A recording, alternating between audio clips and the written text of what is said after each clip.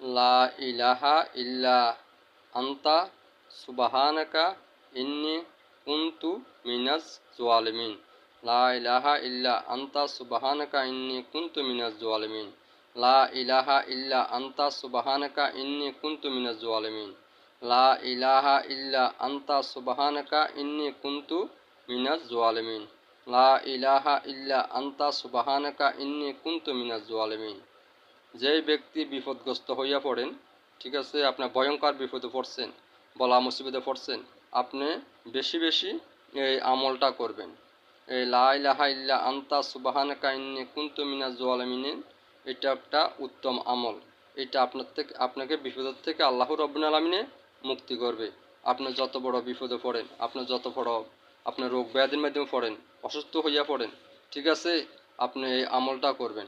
ঠিক আছে, আপনি প্রতিদিন আপনি মনে করেন অসুস্থ হইয়া পড়ছেন দীর্ঘদিন, ডাক্তার কবিরাজ আপনি সব টাকা পয়সা হারাইয়া আপনি অসহায় হইয়া পড়ছেন, ঠিক আছে, এখন আপনি চিকিৎসা শেষ, আপনি এই যদি পারেন, ঠিক আছে, আপনি এইটা পড়বেন, লা ইলাহা ইল্লা আনতা সুবহানাকা ইন্নী কুনতু মিনাজ জালিমিন।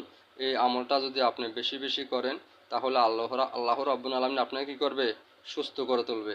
আল্লাহ রাব্বুল আলামিন আপনাকে সুস্থ করে তুলবে।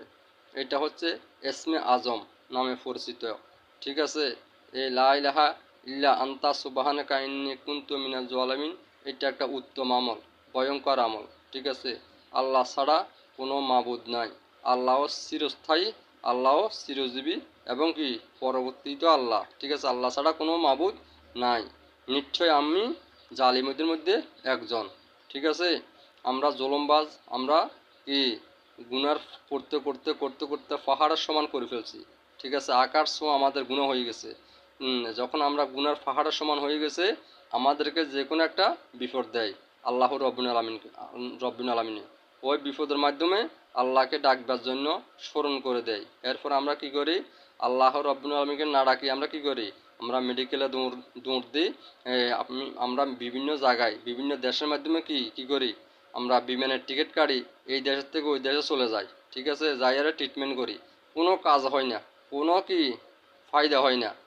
আমরা এর পরও কি অসুস্থ থাকি যাই।